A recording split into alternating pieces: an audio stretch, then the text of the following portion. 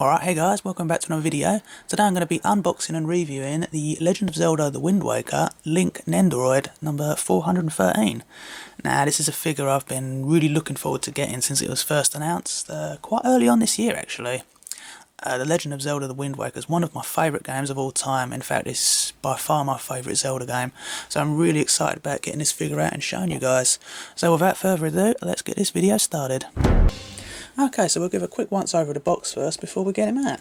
Looking at the front here, you've obviously got the figure inside there. You've got this really cute expression of Link here, one of the faces that is included in there. You've obviously got number 413 of the Nendoroid series, Link, the Wind Waker version. On the side there, just move Link's sword over a bit there so we can put him down. A couple more of the poses and one of the items you'll be getting in there. And on the back as well. And on these two, I really like this one. The sort of the part where he's crouching around buildings, trying to not be seen. That's a really cool one. Right, so let's get him out.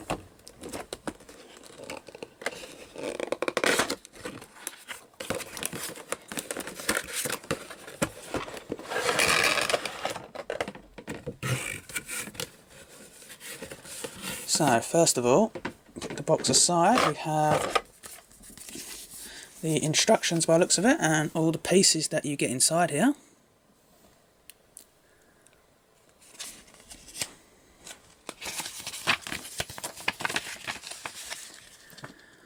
And basically showing you how to set this guy up with the face there and some of the weapons that are included. Of course, if you've already familiar with Nendoroids, they're all pretty similar of how you set the guys up. It's usually just the items that come with that are the parts you just really need to check for.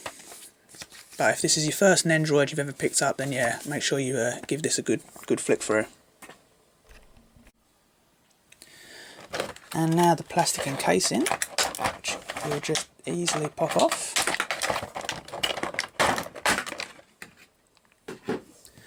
If I stand him up carefully there without them all falling out, you can just get a good look of everything you're getting in this set. So you've obviously got Link there at the top. You've got a choice of 4 faces, including the one that he's got on there.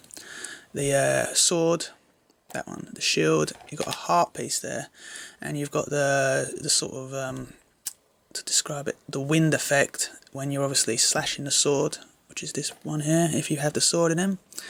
You've got 2 pairs of feet, 2 hands, one holding the Wind Waker. I should say actually 2 sets of arms with hands. That one's holding the Wind Waker, and you've got another 3 hands here. And this one is the base for standing him up with, which is optional. You can have him without it, but if you're going to have him with some of the items or like the heart piece, you're going to want to use that one. Okay, now moving on to actually Link himself. Now I've already removed the plastic parts that were around him just to speed the video up, but there's a plastic bit that's under his hair that you just need to pull the hair off to pull it out, and there was also a part under his belt that you just need to remove his legs just to pull it out, just to get him out. But yeah, looking at the figure, he looks really cool. If there was ever a Nendoroid suited for a certain character, it would absolutely be this Link, because it really suits him in this form. So we've got sort of his sort of standard emotionless face there, looking proper hardcore.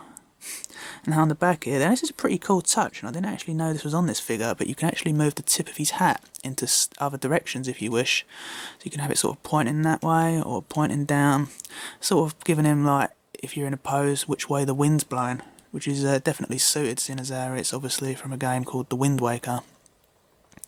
So his arms move up and down. You can see there. Obviously each arm does come off,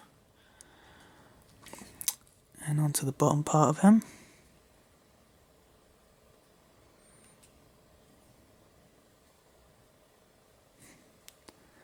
There's obviously the hole there for holding him in place on the stand.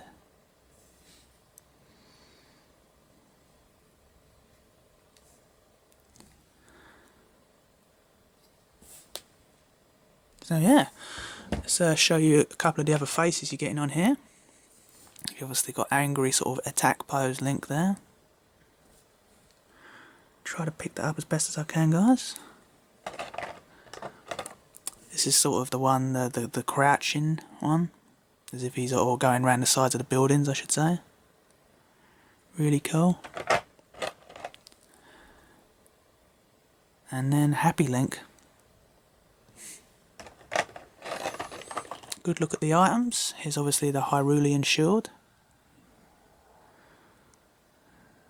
Very nice. Even the back part of it's really well painted and realistic looking for what it appears in the game. Let's see if I can get the shield out. It's not the shield, the sword I should say. And of course, the sword.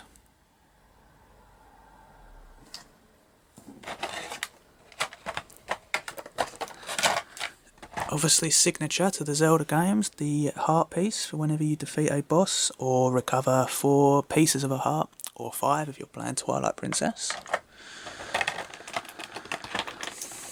And obviously the wind effect if you have him holding the sword. So obviously you would have it like that. But I will show that in just a moment.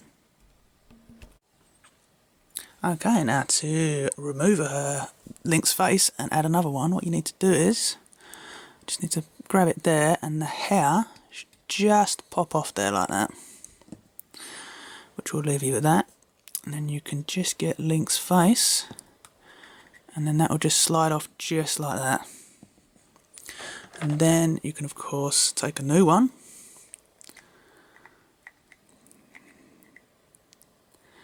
Make sure you align it in the gaps, and it will just pop in like that. And then just put the hair piece right back in there. And then voila, you have a new face on Link.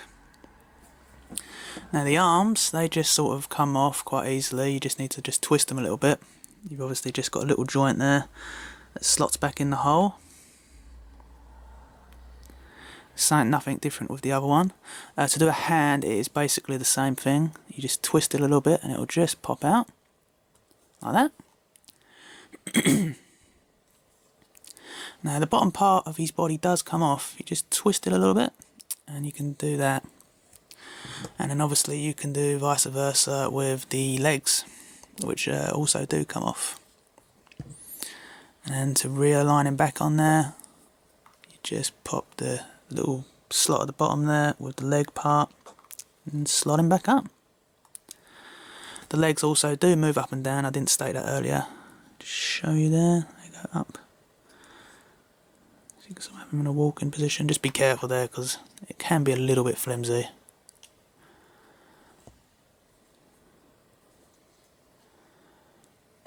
So yeah, look at that. Pretty funny expression there. It's all like, what the hell? So let's put him in a couple of different poses that we've got here. Okay, first pose, I've got him in sort of just a basic standard Link pose, really. So I'll move him in, camera in a bit so you can get a good closer look at him. You do have to change the hands to get the shield and sword on him. Can be a little bit fiddly as you've got to slot the... basically part of the shield comes off that you have to slide into his hand, then you have to put part of the shield back onto it to keep it holding there. So yeah, just be careful. There's many small bits with this figure, so you want to make sure you don't misplace any of them.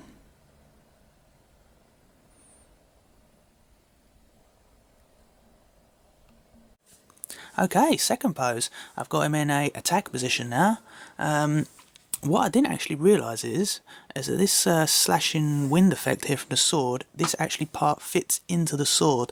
There's a little opening here at the entrance to the sort of slashing effect, and the sword just slots in it, and then you can hold it there. Now on the instructions, it states that if you want to hold it up sort of to be more level, you've got this part here which slots into a part of the base, and then you can obviously raise this part up a bit, and then you'd obviously put this part underneath it. But yeah, let's have a little closer look. Looks really cool there. Now I did say at the beginning of this video that he stands on his own without the base. Now I was pretty wrong with that because he actually don't. He falls over pretty easily without it. This is actually the only second Nendoroid I actually own, the first one being the Sonic one, and he stands on his own, so I weren't sure whether that was a universal thing. But he's got such little tiny feet, he will just fall over, unless you've got him leaning against something. Next pose, I have him standing with a heart container, which maybe Link has just defeated one of the big bosses. So a little zoom in there. I changed both of his legs so they're in the crouch position with a smiley face, and obviously affixing the heart container. As you can see just how it fits onto the base there. Really cool.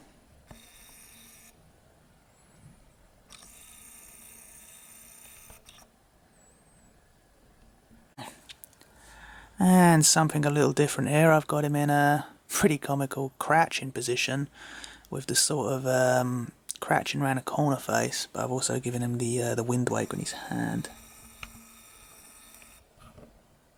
Looks pretty cool.